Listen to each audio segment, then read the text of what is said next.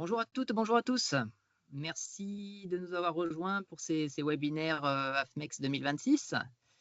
Merci à tous de votre présence.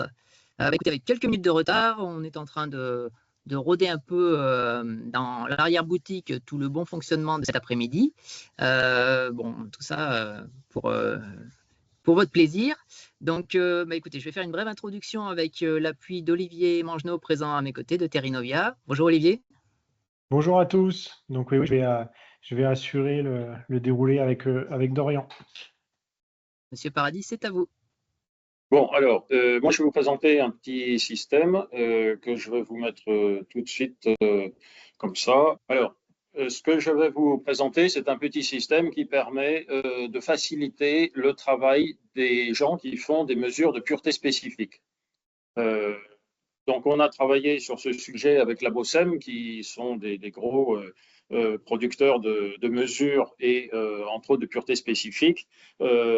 Et la problématique principale, c'est que, je mets des graines là, quand on travaille sur une table, eh bien, il y a un mouvement de bras que l'on fait sans arrêt pour trier les graines. Et cela crée des TMS, et c'est la demande qui a été faite. Donc, ils nous ont demandé de faire un petit convoyeur qui permet de faire défiler les graines au-dessus de la zone d'observation, qui est donc habituellement par ici. Et donc, je vais vous présenter ce petit système tel qu'il est dans cette première étape, et puis les évolutions futures qui sont possibles là-dessus.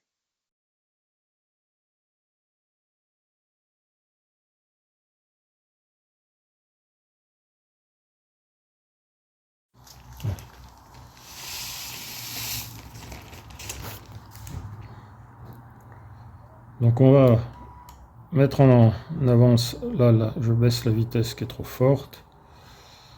Voilà, je rends la vitesse continue, l'avance continue. Je règle l'ouverture de la trappe pour avoir un flux régulier. Je mets en route la vibration pour étaler les graines. Et les graines arrivent ici en zone d'observation. Là, je vois une graine étrangère, donc j'arrête la bande et je sélectionne la graine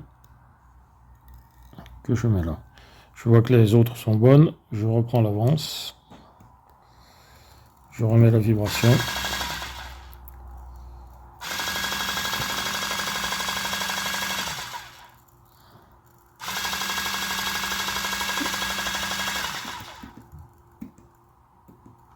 Je vois là aussi l'autre graine étrangère, je recommence, je la sélectionne.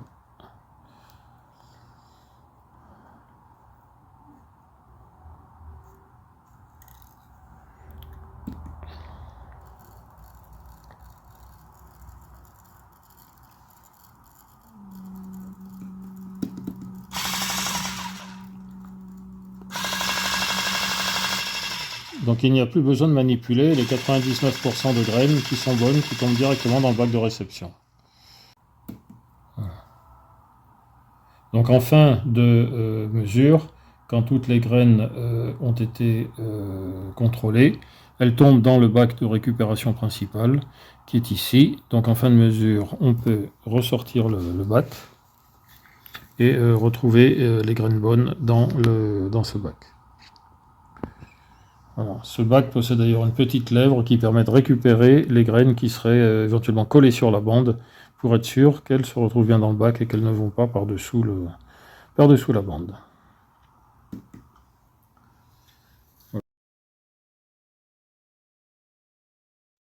Alors, d'abord la composition générale de l'équipement. Il y a d'abord un boîtier de mise sous tension tout simple. Il y a le convoyeur en lui-même, des petits bacs de récupération de graines de chaque côté, ainsi qu'un autre en extrémité qui permet de récupérer toutes les graines principales. À côté, on a un petit boîtier qui permet de faire un certain nombre de commandes. Donc, si on rentre un peu plus dans le détail, on a ici une trémie dans laquelle on va mettre les graines et dessous, là au fond, une petite trappe qui permet d'être plus ou moins ouverte. On le verra fonctionner tout à l'heure sur des graines. Et ensuite 2 guides latéraux, la zone de travail où on peut évacuer des graines d'un côté ou de l'autre pour faire deux catégories, et puis la récupération. Alors, le plus simple, c'est que d'abord, je vais vous montrer un petit peu les commandes qu'on a ici. Bon, cette commande, elle peut se mettre à droite ou à gauche. Les droitiers la prennent à droite. On a, alors je vais essayer de mettre comme ça là, pour avoir une vue un peu plus générale. On a un petit joystick là, et tout simplement, quand on le tire, ça fait avancer le convoyeur. Donc oui, quand on tire sur le levier, ça avance. Je ne vais pas serrer le guide. Voilà. Quand on tire vers l'avant, le convoyeur avance. Quand on arrête, ça s'arrête. Et si on pousse, donc là, si on pousse le levier, eh ben, le convoyeur tourne dans l'autre sens. Ça permet d'avoir les deux sens d'avance. Une autre commande, quand on vient donc d'avancer, si on fait un appui sur le bouton dessus, ça met en route l'avance continue. Pour arrêter, on réappuie dessus. Donc là, je remets en avance. Et puis, on a un potentiomètre là, où on peut régler la vitesse. Donc, aller tout doucement, voire même vraiment doucement, ou accélérer substantiellement. Voilà, bon, c'est tout simple à comprendre, c'est pas très compliqué. Voilà, donc on voit les graines qui arrivent, mais on s'aperçoit qu'il y a parfois des interruptions, et puis surtout, il y a parfois des superpositions. Alors, bon, là, je peux ouvrir un peu plus. Donc, on a introduit un petit système où, en faisant 2 appuis successifs là-dessus, on a un système qui permet de secouer un petit peu la bande. Donc, on voit qu'en partie haute, on a des superpositions et que quand on est dans la zone d'observation, eh bien, il n'y a plus de superpositions. Alors, bon, c'est un petit truc tout simple, mais qui est nécessaire et qui permet de faire du contrôle facilement. On peut régler le débit par l'ouverture. Voilà. Donc après, on peut aller un peu plus vite. Alors, vous nous avez dit que ce matériel était destiné à qui quand vous l'avez développé? Alors, il est destiné à Labosem. D'accord. Labosem à Angers. Et alors, globalement, c'est plutôt fait pour des plus petites, des plus petites graines. Donc, je vais vous montrer après sur le cas, par exemple. D'accord. Et eux, avec ça, ils font des détections d'impuretés spécifiques. Oui, donc ils font les tests de pureté spécifique. La pureté spécifique, c'est à peu près 25 000 graines que l'on va mettre dans qu'on étale souvent sur la table. Et puis, ils doivent détecter les quelques graines étrangères et les corps étrangers qui peuvent être des pierres, qui peuvent être donc ça peut être des pierres, des pailles, des déchets végétaux ou des espèces étrangères. Alors pour ceux qui ne savent pas, il doit y avoir derrière un dénombrement. C'est un dénombrement en masse sur chacune des espèces étrangères qu'il peut y avoir, et ainsi que les déchets autres, déchets végétaux et puis les pierres, etc. Et donc, c'est un travail qui est assez prenant. C'est un test qui se fait souvent entre 20 minutes et une demi-heure par échantillon. Donc, c'est quand même relativement long. Donc, l'intérêt du système, c'est tout simplement de pouvoir faciliter la disposition. Donc, si vous voulez, l'opérateur ne va intervenir par un mouvement physique que lorsqu'il s'agit de retirer une graine. Donc, oui, d'accord. Du cas, là.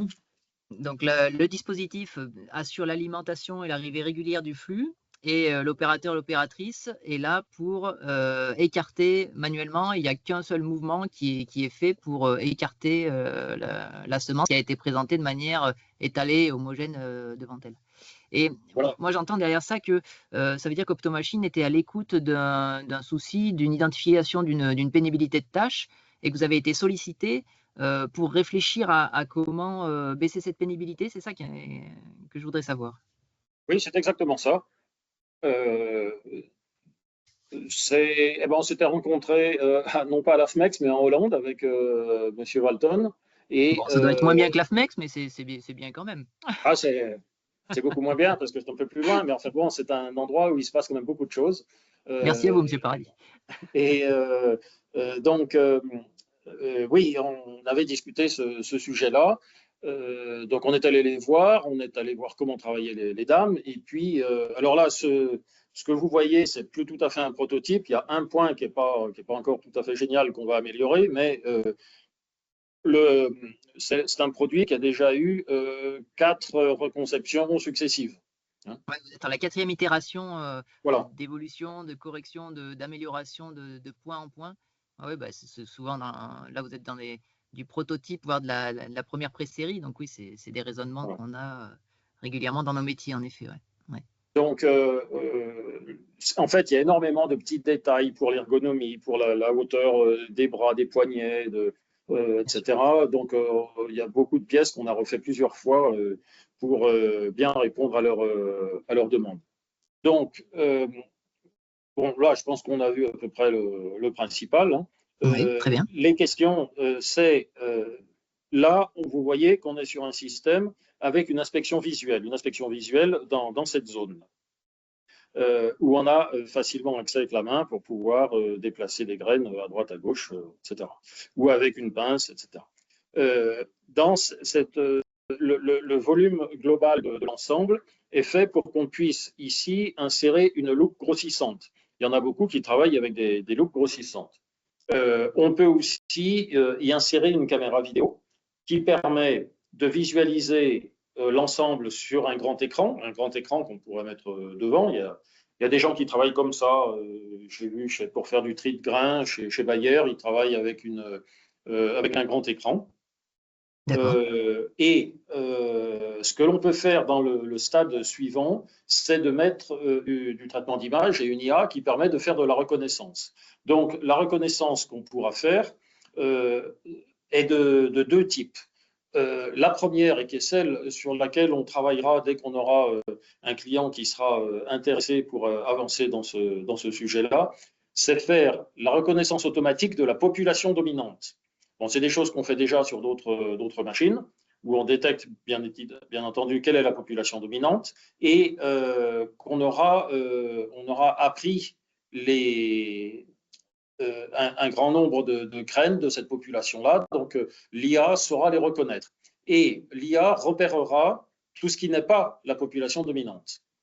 Ça ne va pas les identifier, mais ça va les repérer et ça pourra, par exemple, dans l'avancement de l'ensemble, s'arrêter et sur l'écran indiquer le lieu des éléments étrangers qui ont été détectés.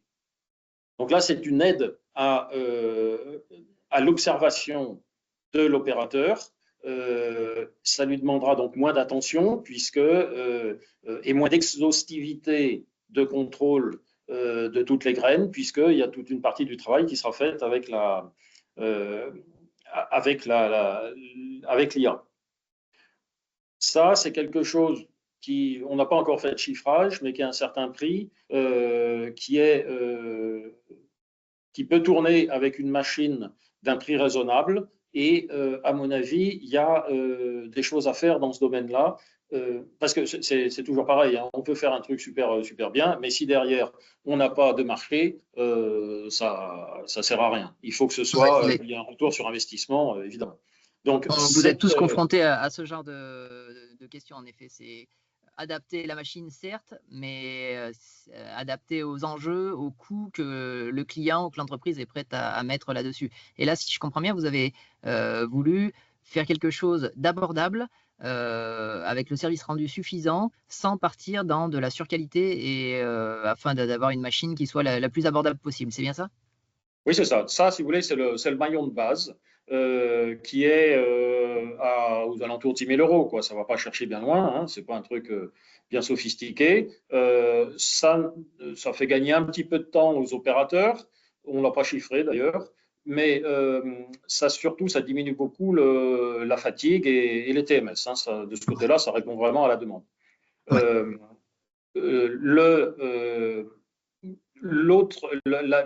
C'est-à-dire la version complémentaire qui intègre l'IA pour faire la détection automatique des corps étrangers, avec l'expérience qu'on a sur l'IA, qu'on est en train de démarrer sur d'autres applications, on sait que c'est faisable. Et on je vous dis, on n'a pas encore fait les chiffrages, mais il y aura un prix de vente qui sera intéressant, qui, à mon avis, sera abordable. Oui, d'accord. Oui. Alors, en effet, ça me conforte dans l'historique de vos activités, parce que vous êtes quand même connu pour vos capacités dans l'analyse de l'optique. Enfin, j'ai en mémoire l'optocompte qui vient justement dénombrer, compter et poser des graines sur des plateaux lumineux. Vous avez également des expériences dans l'analyse d'image autour de, alors vous allez le dire mieux que moi, mais sur tout ce qui est faïence également aussi. Alors, pas faïence, mais porcelaine. Vous voyez, là, actuellement, Porcelaine, je suis excusez-moi. chez Villeroy et Boch en Allemagne. Et Très bien. voilà, quelques exemplaires de leur porcelaine. Donc, nous, ce qu'on fait, c'est du contrôle automatique, de la détection de défauts sur des produits qui sont blancs, sur de la porcelaine blanche, mais qui sont blancs, brillants, concaves ou convexes, de forme très variable. Ouais, donc Et vous avez une expérience dans l'analyse optique. Ouais. Okay. Voilà, c'est ça. Donc, on n'est pas très nombreux à faire ça dans le monde. En fait, on est les seuls. Et donc, on vient d'introduire d'ailleurs sur cette machine de l'IA pour la reconnaissance de défauts qui sont particulièrement difficiles, sur lesquels je me suis cassé la tête pendant 20 ans sans trouver de solution. Et avec l'IA, c'est venu tout de suite. Donc, c'était un régal. Voilà. Mais donc, on a quand même quelques connaissances sur le sujet. Et le repérage automatique des corps étrangers et des graines étrangères est quelque chose qui est faisable. Ce qu'il faut, c'est pas se rater sur la cadence de défilement des grains sur le tapis, la vitesse de traitement et donc la puissance du PC qui est installé pour pouvoir faire ce traitement d'image. C'est une question aussi avec la résolution de la caméra, etc. Donc c'est un peu complexe tout ça, mais en fonction de nos connaissances, on peut penser que ce système-là peut avoir un avenir. L'étape suivante, ça serait de pouvoir automatiser complètement le test de pureté spécifique. Ça veut dire reconnaître par une IA complémentaire les espèces différentes, les déchets végétaux et les déchets qui sont minéraux, les pierres, des trucs comme ça. Ce qui n'empêche pas qu'après, il faudra, pour faire le test complètement, il faut les séparer physiquement pour pouvoir les peser. Donc, après, on peut travailler sur des poids surfaciques. On le fait déjà avec l'optoagri de temps à autre. C'est un peu moins précis, c'est moins rigoureux, mais ça peut fonctionner. Mais cette étape-là va demander de rentrer dans l'IA la connaissance de très nombreuses espèces étrangères, de toutes sortes de formes et d'aspects de déchets végétaux, de déchets minéraux. Et donc là, on va exploser les coûts d'apprentissage pour un bénéfice qui sera très improbable, surtout si on doit séparer physiquement les éléments. Parce que alors, si on veut les séparer en automatique, là, on ne s'en sort pas. Enfin bon, sur des grosses graines, on serait sur du maïs exclusivement, on arriverait à trier les éléments étrangers, mais sur des petites graines comme là, j'ai du chia ou des fourragères, des choses comme ça, c'est une galère pas possible, ça va exploser les prix. Et voilà, donc il faut restreindre le premier niveau qui est l'accélération du test avec suppression des risques de TMS et des mouvements sur les 98% des graines qui n'ont pas besoin d'être manipulées. Et on sort manuellement les graines de chaque côté au fur et à mesure. Et puis l'étape suivante, ça serait donc avec l'IA pour faire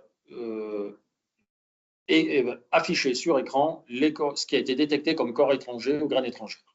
Voilà, donc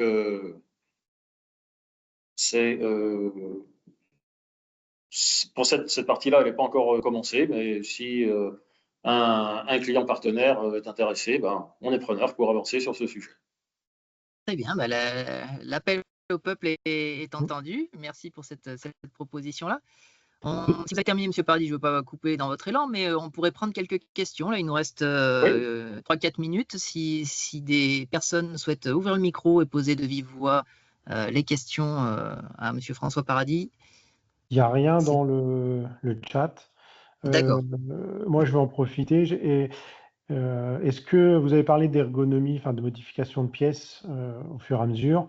Est-ce que la configuration de la machine est adaptable à la demande du client? Je pensais à la, enfin, je vois pas, j'ai pas trop vu si on pouvait rabaisser le tapis, le mettre plus haut avec des pattes, la hauteur enfin, la taille du cône, etc.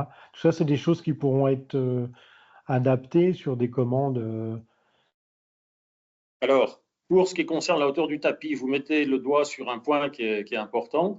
Effectivement, on en a pas mal parlé. On a cherché là, à le rabaisser au plus bas pour que, si je peux essayer de revenir sur l'autre, c'est un peu difficile de mettre le bras en même temps, mais le mouvement est à peu près comme ça. Et là, on a regardé la cassure du poignet, le positionnement. Donc, tout ça a été étudié pour que, en fonction de l'appui du coude, enfin, de l'avant-bras sur la table, ce soit bien adapté.